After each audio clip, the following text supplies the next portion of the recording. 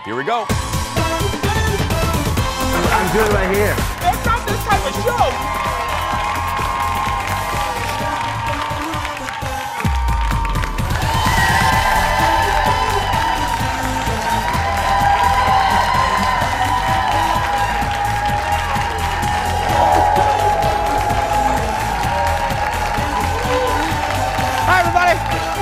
Hello! Friday. Full house today. Welcome to the show, everybody. Hello. What's up, everybody? Welcome to the show. Happy Friday. Full house today. Thanks, everybody. Have a seat. Thank you so much.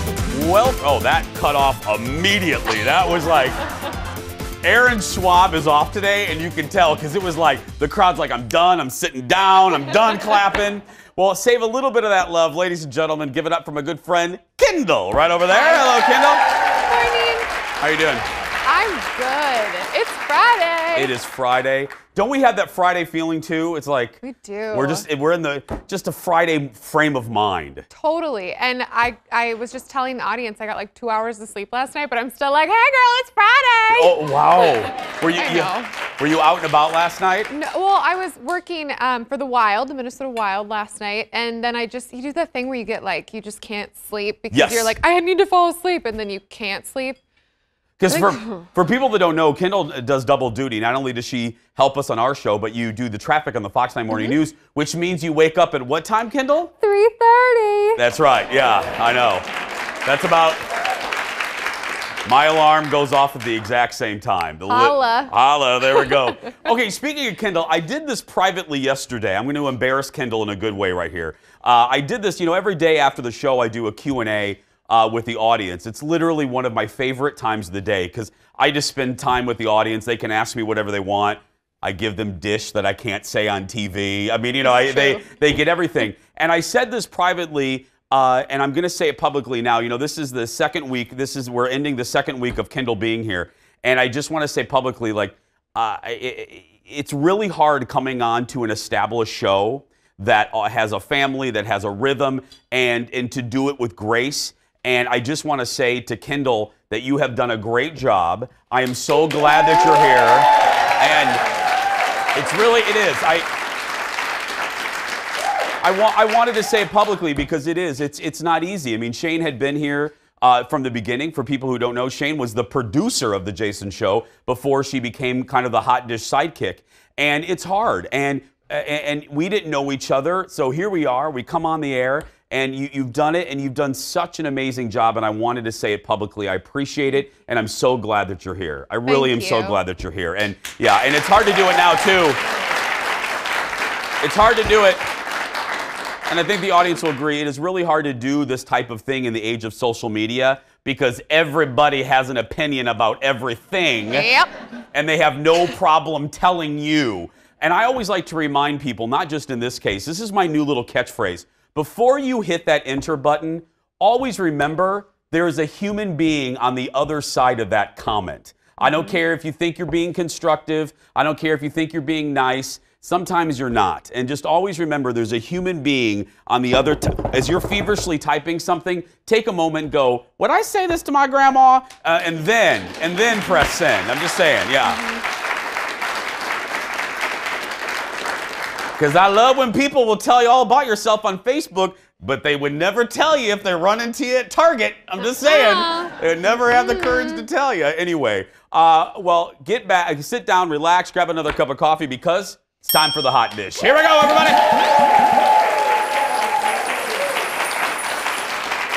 I'm going to try. I hit myself in the mouth with this dumb thing yesterday. I'm going to try not to do that. How's your tooth? My tooth is fine. I know. I thought I had to go to the dentist. No, I'm all good. The choppers are good. Well, if you thought the college admissions scandal wasn't juicy enough, things just got really real. And it involves one of our favorite things, the Hallmark Channel. Look at this. Carter. Yeah? I'll be right back. Where are you going? Oh, I'm going to the Christmas tree lot to get a tree for the barn. I know you haven't lived here in a long time, but have you forgotten every tradition? No, but in an effort to save time. In Claremont, we always cut down our own tree. Come on, you should remember this. I'll grab a saw and then go get one. Well, the Hallmark Channel says it's ending its relationship with Aunt Becky, with Lori Loughlin, who is a, thank you, audience, who is a regular on the network's Christmas movies. She's basically in every Hallmark movie. Lori, as you know, was charged along with nearly 50 other powerful parents in a scheme to bribe their children into fancy universities. And that's not all. The bad news keeps coming for Lori's family. Her daughter, Olivia Jade, who is an Instagram influencer, was dropped by one of her major sponsors, Sephora. She has a YouTube channel with 2 million followers and more than 1 million followers on Instagram. So she is out. Sephora released a statement saying, you know, we've rethought about our relationship. Well, if you are a company, see, that's the thing with these people. You're linking yourself to these influencers, and if their ship goes down, your ship can go down right with them. It is the Titanic. Oh. And that's, and you, thank you. Yeah, I mean. No, this is bad. I mean, bad. This is bad. They always say, there's a saying, if you ain't cheating, you ain't trying. And I say, no, don't cheat. No. You can lose your money. You can lose your Sephora sponsorship if you do. Yeah. No, I think it's a good move by Sephora because if they wouldn't have done this, it would have set a really bad example. And then I think it was her other daughter. One of them has left USC, has left the university. I think I read that too. Yeah, because they're so afraid of being bullied. And I thought, well, yeah, you will get harassed, and I don't like to see that. Look, I don't care. I try to have compassion. Even for, because by the grace of God go all of us to make a mistake. I don't want to come at it through, you deserve it. But I can see why they would be afraid to be harassed on campus. It'd be embarrassing. It'd be very embarrassing. Yeah, and you're embarrassed by the parents being in jail and coming out, and I don't know. It's my co-host Alexis on the radio show said this is just the beginning. I think there's going to be a lot more people that we're going to hear about. And I got to tell you, I haven't said this yet. I got an anonymous email on the radio show from somebody that works at a fancy school around the state, around either Wisconsin or here, and said, please, this isn't nothing. They said this happens all the time, not just at fancy universities, but at fancy schools, like elementary schools and nurse. Girl, that's why I ain't having a kid. I can't do this. I can't.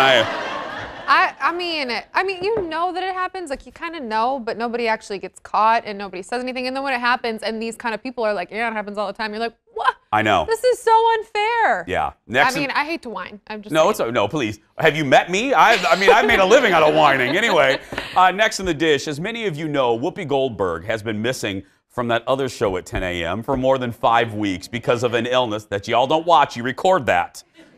You can record that show, watch us live. Thank you very much. Yeah. See, thank you. Record it. Record The Price is Right, record The View, watch us live, okay? Thank you, yeah. Well, anyway, she talked about the illness that nearly killed Whoopi, and that's not it almost killed her. And yesterday, this was so great. I know y'all didn't watch it, but she surprised her co-hosts in the best way possible. Look at this. Whoopi is still on the mend. We're hoping she'll be back here soon, maybe next week. We'll see. Hurry back, Whoopi, and get well.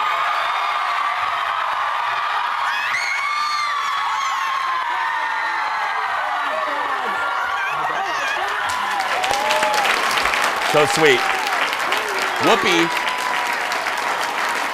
Whoopi had double pneumonia. Whoopi had double pneumonia that became septic, meaning her lungs were full of fluid. She said she had a cough since November that didn't go away and thought it would clear up on its own. It did not. She talked about what she learned from this whole ordeal with the ladies. Look at this. Yeah. And so this is stuff that, really for everybody, you think you can push through because you got a little cold, you say, I'm going to just keep going. And you think because you've healed quick before that something crazy can't happen? Well, it can. Oh. This is a cautionary tale for all of us. Right. You must really take care of yourself because there's little tiny stuff out there that will kill you that you never think of. The scariest moment was hearing my doctor say to me, you do realize how close to death you were. Oh. Yeah. That was like, No, actually, I hadn't thought of it. Yeah. He said, "Well, But thanks for you sharing. need to think of it. Yeah. You need to be really clear about Well, you what will this call is." Whoopi says she's going to ease back into the show and will likely make an appearance on Monday. You know, I was thinking about this. I know with The View and the way The View is, how political it is, all of the women become polarizing if you don't agree with their politics. Unfortunately, you sometimes can't separate the politics from the person. So Whoopi's polarizing now, which makes me sad because I'm old enough to remember when Whoopi was just an actress that literally almost everybody loved. And put the politics aside. I know a lot of you watching probably maybe don't like her because of her politics, but let's just take a moment and remember when we almost lost her. And it made me remember the Whoopi that, I mean, I grew up with. I remember her HBO special and her one-woman show and her revelatory performance in The Color Purple, which is still one of the best. I mean, go watch The Color Purple. I mean, if you haven't seen it in a while, have you seen it? I haven't. You've never seen The Color Purple? I know, I'm really bad with movies. I know, other than Marilyn movies. I'm sorry. No, it's all right. That's I used to tell Shane, like, we used to give each other movies to watch. So I'll tell you, you should go watch The Color Purple. It is one of the best. It's one of the best movies of the 80s, and Steven Spielberg was robbed. He should have got an Oscar for that movie. Anyway, we have a lot more to come. Grab a third cup of coffee and meet me back here in just a little bit. Back after this. Coming up, she's no stranger to great reviews, and her new project is no different. I'm talking live with one of my favorite actresses, Julianne Moore. She's going to join us to tell us about her new movie, Gloria Bell. Then, this could literally only happen on our Goofy show. Our wine diva, Leslie Miller, is back. And here's a Friday treat. Leslie is pairing wine with Girl Scout cookies. How is this even possible? You'll see. Also, another favorite friends here, the cooking mom, is back with her take on corned beef. And I'm unveiling my latest best thing ever, and it's a show perfect for binging this weekend. Grab another cup of coffee. The Jason Show will be right back.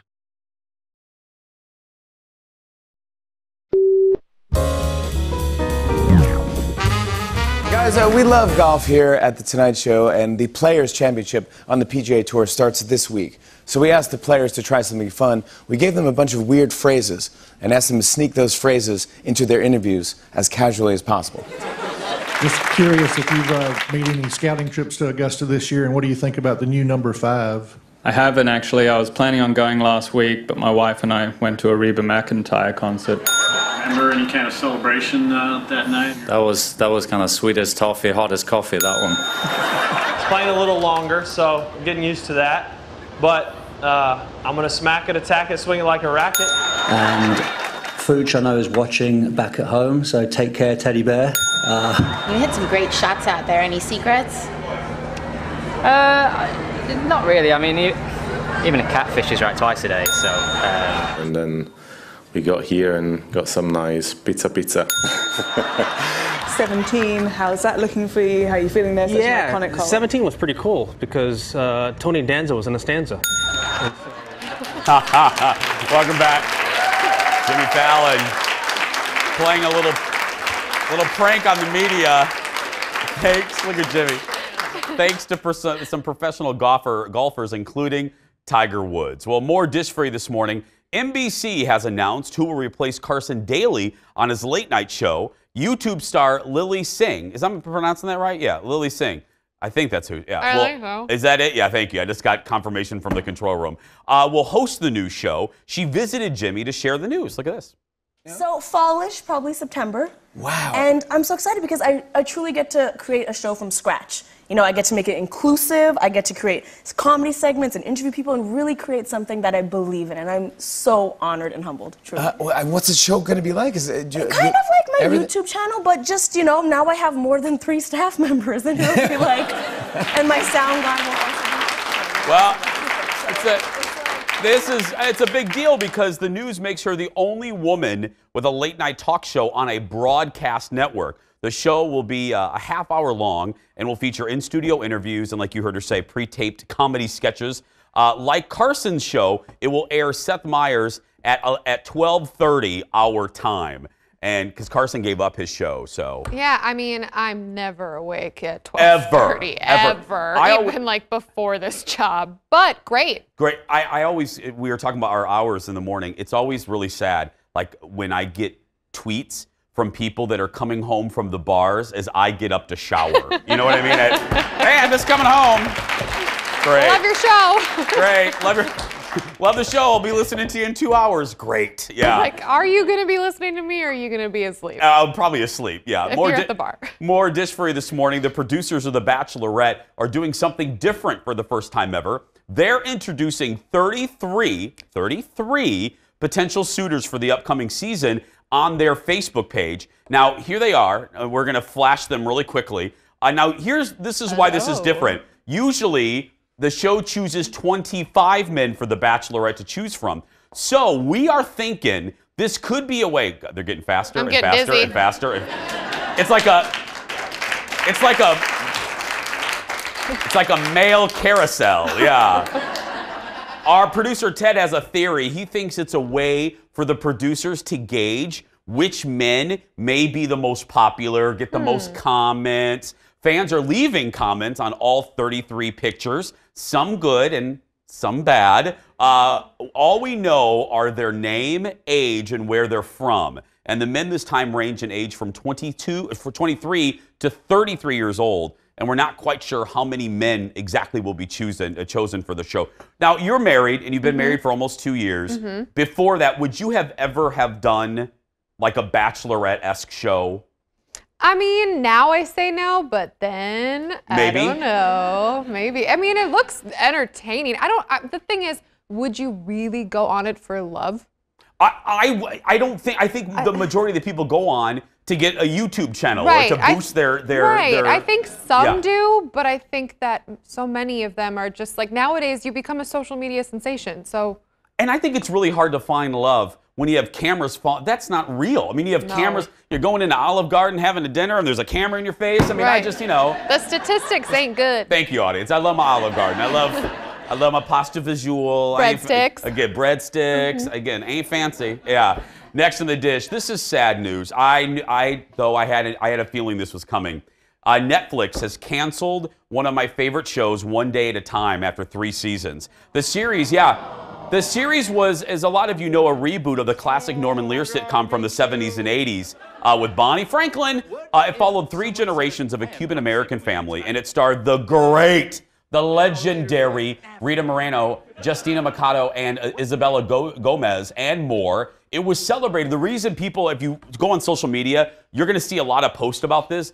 It was because this was one of the rare shows that kind of it was celebrated for its representation of not only showing a Cuban-American family on television, but also LGBTQ characters as well. Sony, who owns the show, plans to try to find it another home. I don't want to get too inside the weeds because I'm a nerd with TV. So all I'll say is this is the only thing working against it is the fact that the show, because it existed already, they have to pay licensing fees. So it's a little more expensive to do than if Netflix owned it. They don't own it. They have to license it. So that's going to be hard to get another network to do that, unfortunately. I know nothing about any of that. Okay, yeah. And you didn't know anything about One Day at a Time either, right? I know nothing about any That's of that. All right. Okay. How many? Let's take a poll. Leo, can we take a shot of the audience? Who remembers the original One Day at a Time? Anybody? Hey. Okay, good. Yeah. It was a kind of a groundbreaking show. It was one of the first, not the first. It was one of the first to show a mother raising her daughters alone. You know Valerie Bertinelli? Yeah. Valerie Bertinelli got her start on One Day at a Time. She played the youngest daughter, yeah. Okay. There are 2 daughters. In this show, in this iteration, it was a son and a daughter. It tackled, I loved it because it was a traditional sitcom with the yuck, the laughs and 3 cameras, but it tackled issues that you don't see usually covered on NBC, CBS, Fox, and did I miss one? NBC. Yeah, ding, ding, dong. So that's why it was a good show. All 3 seasons, though, are available on Netflix. I would encourage you to go watch them. It's a really good show. For Rita alone, yeah. Okay, still ahead.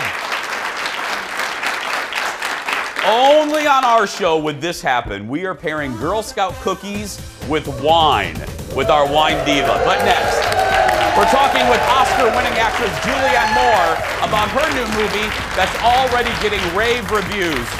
Julianne Moore when we come back. Back in a moment, everybody.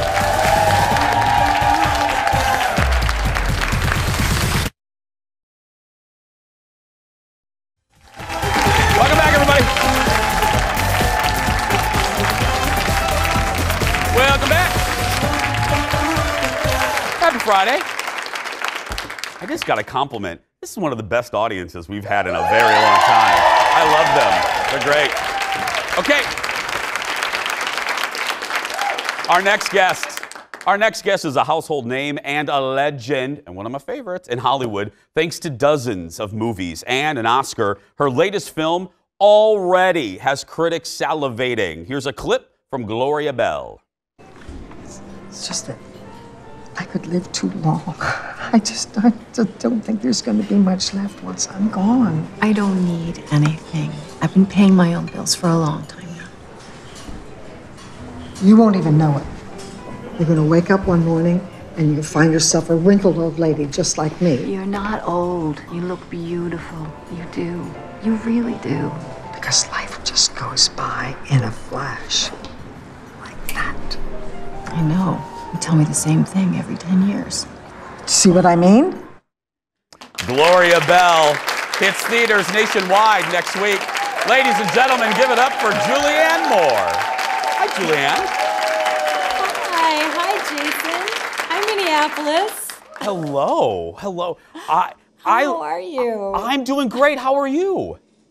Good. I'm very well, thank you. It must be. I love Minneapolis. I worked at the Guthrie a long time ago. I was just gonna say, there is Julianne, I gotta tell you, I'm such a nerd. There's a picture of you hanging in the Guthrie, and every time I walk by it, I go like this. Really? Yeah, there is. Yeah. So every time I pass it, I go like this. I go, "Hello, Julianne Moore." I always say hi to you, like you're gonna talk back to me or something. Anyway. I'd be like, "Hello, Jason." Hello. Yeah. It must feel really good. Obviously, you can't listen to all the critics, because if you listen to the good, you got to listen to the bad. But it must feel good. Right, yeah. It must feel good that this is already getting rave reviews. Oh gosh, we're so happy. I mean, I'm really, really proud of this film, and I enjoyed every minute of making it. So it's nice when you care about something, when you think that it's good, it's nice that other people respond as well. It's such fun to watch this film. So I'm glad that people are being encouraged to go see it. I'm going to ask you that typical question just because I want people to go see this. Yeah. Tell us the arc. Tell us the story. Okay.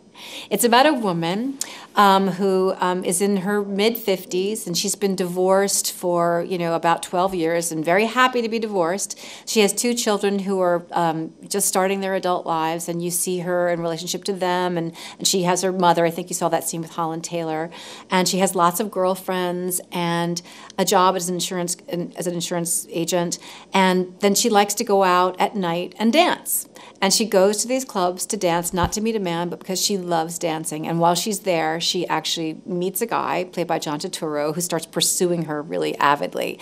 And she's sort of suspicious of him at first, but then she falls in love with him. So it's really a story about the complications that relationship brings to her life. But Gloria is an extraordinary, ordinary woman. She's someone who is very committed to living her life to the fullest, loves her friends and family, and she's just somebody who's incredibly inspiring.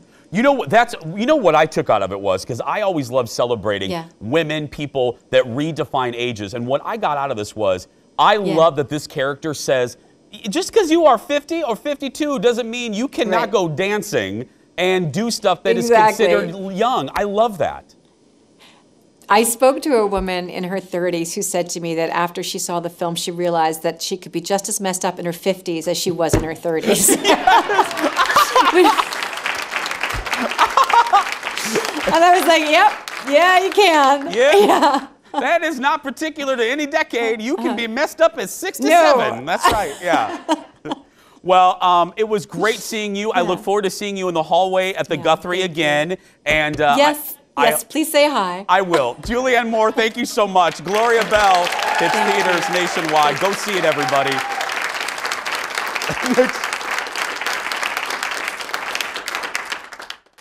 The Guthrie's going to call security on me now. I know they're going to think that crazy person's talking to himself. Still ahead, a last-minute recipe for St. Patrick's Day with one of your favorite guests in mind, the cooking mom. But next, another favorite, the wine diva. Leslie Miller is in the house, and she's going to make you love Girl Scout cookies even more when we return. Back after this.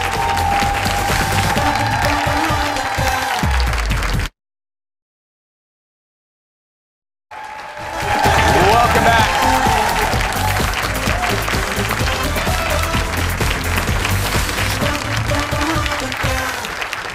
I don't need to tell you, if you have kids in your neighborhood, it is Girl Scout cookie season. And while you may have already had your fill of Thin Mints, this segment will make you fall in love with them all over again. Here to pair those cookies with wine, is the wine diva, Leslie Miller from Amusé Wine. Well, hello. Cheers. Friday. It is Friday. We record teases for the promos for the next day's show, and I was doing the promo, and I'm like, oh, what should I, they tell me what I should tease, and they said, oh, well, Leslie's pairing wine with Girl Scout cookies, and I said, of course she is. Of course she is. So yeah.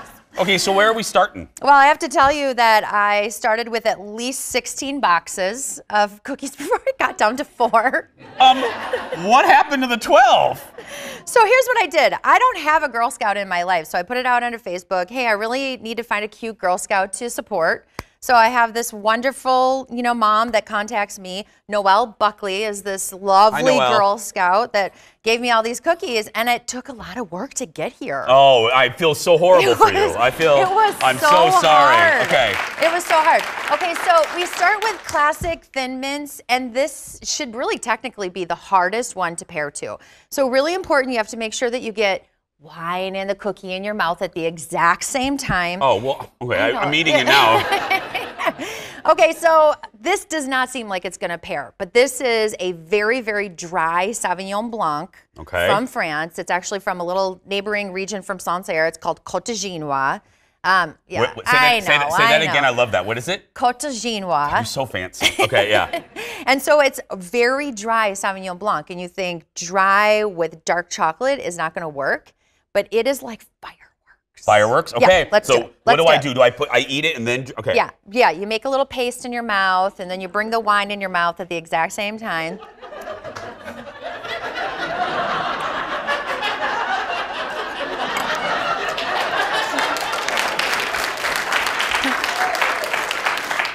Whoa. That's serious business. It is serious business. Happy Friday. Yeah. That's really good. It's so good. And I enjoy that thoroughly. Right? Yeah, you could just put a sleeve of those in the freezer, pop a bottle of French Sauvignon Blanc, and you are in business. And audience, I'm only drinking because I'm washing my mouth out. That's why I'm doing it. Can you not take a close-up when I'm drinking the wine? I'm trying to be sneaky. Okay. Okay, so now the next is, it's literally one of my favorite wines currently. It's what I like about it is it's 7% alcohol. And for me, I'm all about drinking more. Is that okay? But let me ask, for people who are not wine professionals, is 7% a lot? Why is that a lot? It's very low. It's very low. Yeah, it's very low. So average right now is around 12%. What's the point? Yeah, you're right. Yeah, okay. That means you can have a second bottle, right? So, I mean, if you're into that. You can have a Kathy Lee and a Hoda. That's right. Yeah. Okay. The Girl Scouts of America is like, oh my gosh, I know. right? Okay, so this is a delicious. It's called the lemonadas, I think, or lemonades. Lemonadas. Yeah. Is there a Girl Scout in the house? I don't know. Lemonade. Yeah. I don't know. I am into lemon desserts, so this would totally work with anything kind of lemony and fresh for the spring as well. And this Moscato, it's a Moscato, and you're going to be like, oh, you know me, I don't like overly sweet wine. But it's got this beautiful kiss of acid. It is from Oregon, female-made wine, which I love, the female winemakers. And this is Southern Oregon, and it's frizzante, so it's kind of half sparkling. Okay. Oh, sparkling. Half sparkling. Now you're talking. Yeah. Okay. So the bubbles actually kind of act as little scrubbing agents. They act as like kind of pulling the sugar out of your palate. And this is very lemony. It's got a... Do you not like lemon? Oh, I do. I like lemon.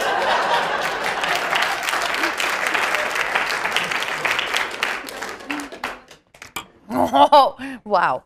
I'm so excited about this. What? What? I'm so excited about this. I don't like this one. It's too sweet for me. It's Really? too sweet for me. Yeah. I kind of like the sweetness in here. I mean, this is total dessert, right? Okay. Yeah. For dessert, yes. Yeah. Yes, that's perfect. And I know a mean- lot of you like sweet wines. I just don't like sweet wines. I mean, See? I'm not hanging out watching, Dancing with the Stars in this combo. I'm having this for dessert. Okay. I want that visual. Okay, what's next? Okay, so this actually is a dessert wine. This is a really funky, weird grape, but I'm just gonna tell you that if you're into these, I think we used to call them do-si-dos, didn't we? Or maybe that's another Oh, cookie. I think they were called, I don't know. Yeah, but this is, peanut butter inside and chocolate. And strange as it is, peanut butter is one of the hardest agents to pair to when it comes to wine. I'm telling you, it was like 20 wines later, and I'm like, I gotta find something to pair to this. So what I did is I picked something that is sweet on purpose. Okay. It's a weird grape called Reba. And this is actually really a beautiful wine. Again, you'd have it with like a cheese board or you're like over it. No, continue. Yeah. No, But the chocolate and the peanut butter together with this definitely makes things sweet. It makes it, Yeah. these are our sweet ones. So if you're Mhm. looking for a good dessert thing, Mhm. I like this on its own. And I love peanut butter, but okay. Oh my gosh, Okay, next. so good. You're gonna totally kick me under the table for this one because I brought you sherry. This is sherry? I know you hate it. I hate sherry. This segment is the perfect, people always ask, they go, Jason, you just like everything. How do you tell a guest if you don't like something? I was have like, no problem "Oh, no." telling a guest. Yeah. Okay. It's always me too. I'll tell you the truth. But just because Jason doesn't like the sweeter things, these things definitely These work are my together. favorite cookie, though. Think about these Girl Scout cookies, though. They're so sweet. Mhm. And the Yeah. rule of thumb when you're pairing to dessert is that the libation needs to be just a titch sweeter. So just a little degree sweet.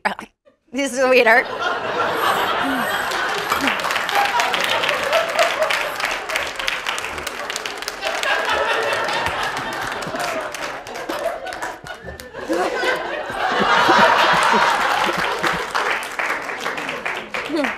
It's better when you just put the whole darn cookie in there. This wine. This is sherry. I know you don't like yeah, sherry. if you like but sherry, you'll like this. it's so delightful. It kind of has this raisiny side to Yeah. it. And it has Okay. this kind of coconutty side. Can you stick around at the end of the show? We're gonna have Kendall try this with the cooking mom. So bottom line, at the end of the show, we're all gonna be drinking. That's right. Give it up for Leslie. For more information, check out amusewine.com. And don't forget, this is such a good idea. Join her wine club at sipbetter.com. It's a great gift too. Seriously, Yeah. if you have someone that doesn't know a lot about wine, this is a great gift. Still ahead. We're talking my latest best thing ever. And it may just be the best show on TV. We'll be right back. Seriously, can you stick around? Yeah. Because we're gonna. What's the key to projecting power? Do nothing.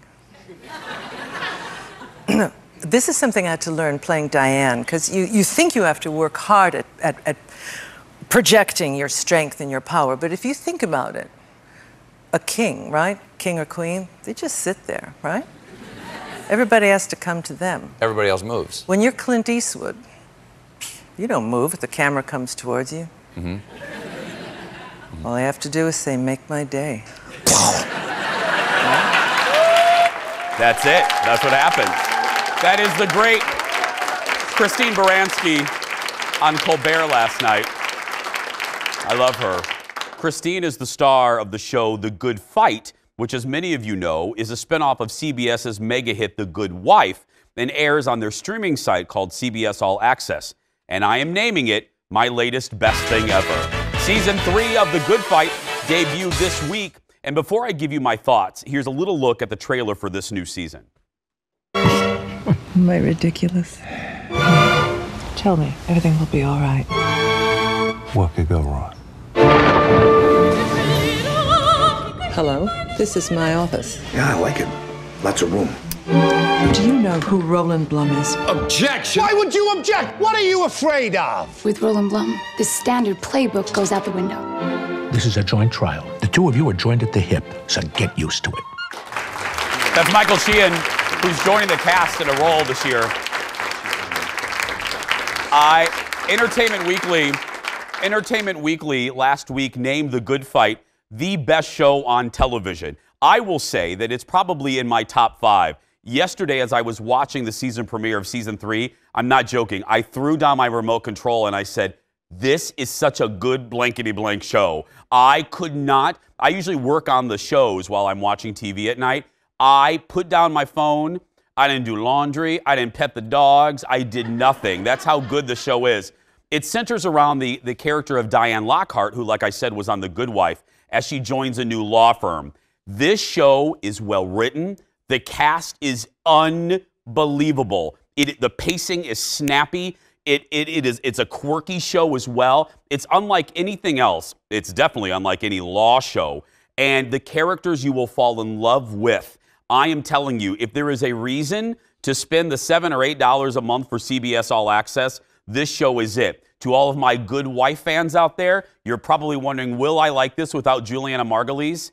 Yes. You will. I miss Alicia. I think Alicia Florrick from The Good Wife is one of the... First of all, if you're watching, if you haven't seen The Good Wife, first go watch The Good Wife, because that is one of the best network shows in the last 20 years, period. But if you're wondering if you were a fan of that show, am I going to like The Good Fight? Yes. I miss Julianne Moore, but you don't miss her after about a half season. You forget all about her because that's how good Christine Baranski is as the lead of this show. Go watch it. Let me know what you think on our social media. I agree with Entertainment Weekly. One of the best. The Good Fight Season 3 is now available on CBS All Access, and that is my latest best thing ever. So good. So good. So smart. Still ahead. She is without a doubt a best thing ever. She's one of our most popular guests, the cooking mom. Amy Hatton is in the house, and we're making a St. Patrick's Day staple when we return. Back in a moment, everyone.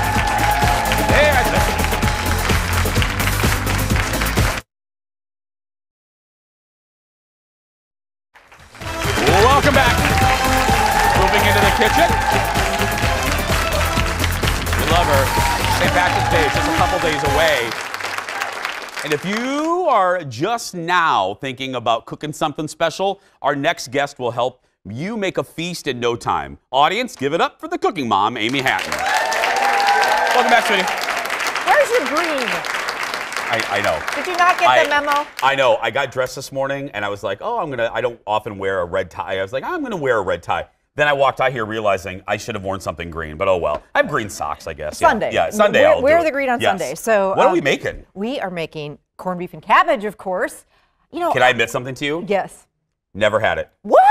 Never had corned beef in my life. Well, you're going to have it. Yeah, I've never had it ever, ever, ever. And I don't think I've ever met anyone who didn't like it. So okay. I think you're in for a treat good. here. I'm down for it. Okay. So the deal with corned beef is I think that it's one of those things that many of us only make once a year. You know, it's kind of like prime rib at the holidays. Yeah. And so sometimes you need a refresher course. Like, how do you do this? Okay. So corned beef is, you cannot hurry this. It needs love. It needs to cook low and slow. I remember, back in the day, cooking my first corned beef, and I went to go cut into it, and it was like, this is not happening. It's still mooing. It is a tough cut of meat that needs to cook, needs time. Is that the cut right there? This is a cut. So you're going to go to the grocery store. I went to Cub this morning, right? Okay. And there are two different cuts of corned beef. There is a point cut, which is kind of like a fatter, okay, and that's my other tip, Jason. If you're going to be doing corned beef and cabbage, get a big one or two. This thing is going to shrink down. And I want leftovers to make Reubens. I make a Reuben soup. I make Reuben egg rolls, Reuben quiche, or Reuben dip. I don't want to be going through all this trouble and not having leftovers. So get this. So they come in a point cut, which is kind of more of a roast shape. It's a thicker. I love the flat cut. The flat cut is flat. Yeah. There's a lot less fat, and it's going to slice up beautifully. So if you have a choice, go for the flat cut. Get a big one like this, or get two of them, okay? All right, so we're going to take our corned beef, and I do mine in the slow cooker. I know, and your slow cooker liners, which you know, love. I do love these, I'm telling you. Can I help you, man? Just throw this bad boy in there? Please throw it in, and the fat goes on top. So flip it over. I better not, because if it gets on my suit, I mean, yeah. Boom. So get that guy in there, all right? The fat on top. Even if you're doing it in the oven, the fat goes on top, all right? Okay. The fat layer on top. So what you don't want to do is boil this on the stove. Because it gets too tough. This needs to cook either in your oven for hours and hours and hours, like in a Dutch oven or covered with foil, or in your slow cooker all day. I'm gonna add some onions and some celery just for some flavor. You don't have to do that though. This just adds a little bit of flavor. Your corned beef comes with a seasoning packet. Don't throw that out. I did wash this really well and pat it dry. There's some liquid in that corned beef that I don't want going in my you know, I don't want to eat that. So I don't either. Rinse it really well, pat it dry. Then the seasoning packet, don't throw that out. That is good flavor.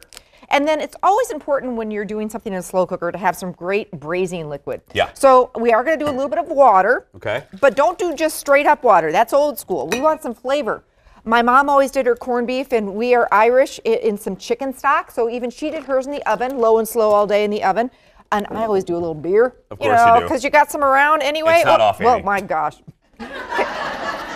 And I was acting. Were you and Leslie drinking backstage before this? I was like so prepared, but no. Ow, and of course I wouldn't get a twist off. That's all right. Can you do this? I'll try to do All right, so oh, you got to do the thing. Oh, the thing.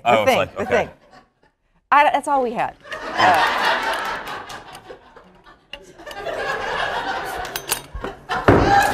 I don't drink beer, so. What? Oh, okay, there we go. Boom, we did it. So a little beer in there. Boom. All right. Okay, save me a little. Yeah. That's an, woo, bro! Oh! We got a party happening here. It's all good. It's all good. Nothing like a little foam and beer. This is why I don't drink beer.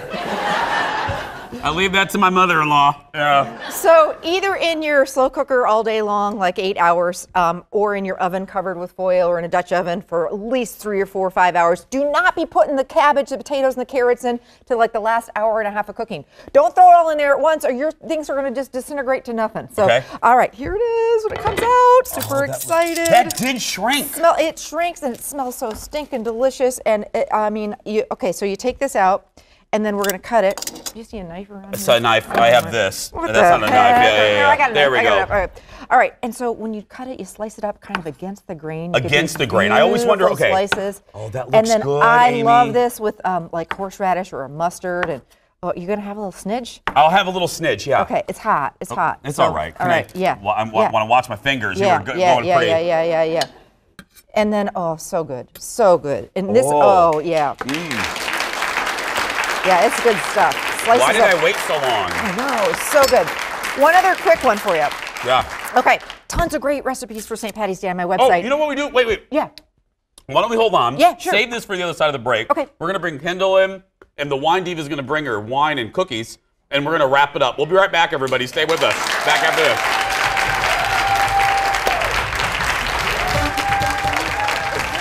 It's good.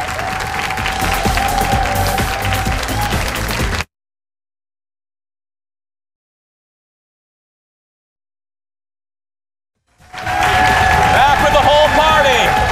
Kendall, Leslie, Amy, Dinah Shore's here. Okay. We have wine and beer bread. What are we making here? Okay, What's this? So I am not a baker. I'm just not a pastry chef. But anybody can make my beer bread recipe. It is so crazy easy. And I always keep, this is self-rising flour. So not the all-purpose flour. Here, trade places. So, you go there, yeah. So basically, you buy it right next to the flour. Always keep it in your pantry, and you can whip up this bread in no time. Okay, so it's self-rising flour. Okay. Pillsbury makes it. Anybody makes it. It's cheap, cheap, cheap. Sugar, 1/4 cup of sugar, and then you mix this together with one beer, whatever beer you have. Okay. Whatever you have. Cheers to that. Cheers. Yeah. And then basically, we're not drinking. Looks good so far. it's so good. So if you're doing soup, a stew, you need a last minute side. It goes great with my corned beef and cabbage. Mix it all together. Get it into a baking, like a loaf pan. Yeah. Whatever. And bake it. Or even, bake it. It takes about 45 minutes. Your house smells amazing. And then you throw some melted butter on the top before baking. And it is so stinking delicious. I'm You don't need to worry about it rising. It's a quick bread. It's so yummy. We give everything. It's like Feed the wolves. She's turned into Mikey from the Life cereal commercial. Give it to Kendall. Anyway, Leslie, what are we drinking here? So you're going back to the Sauvignon Blanc, the dry white. Oh my gosh. What does the Cooking Mom have? The Cooking Mom also has the Sauvignon Blanc, and Kendall has the Moscato. And now, ladies, you should really try these pairings. So here's the. Oh, you with the cookies again. I mean, I'm just a pusher. And then you're doing this one. Yep. And you got to try them all together. I do love the Sauv Blanc, but mint cookies. Yeah, try it. Let's do it. I got it. All right. It is really adventuresome, but. Wendy Williams is going to be on, for heaven's sake. My mom told me I'm not allowed to eat on the show anymore because I chew like a horse. Love you, Mom. Monday on the show, we're chatting. Don't forget to get Cooking Mom's book, by the way, available on Amazon. Monday, we're talking with Rob Lowe about his new show, but right now, that's going to do it for us. Go out there and be yourself because nobody can tell you you're doing it wrong. Have a great weekend. Happy St.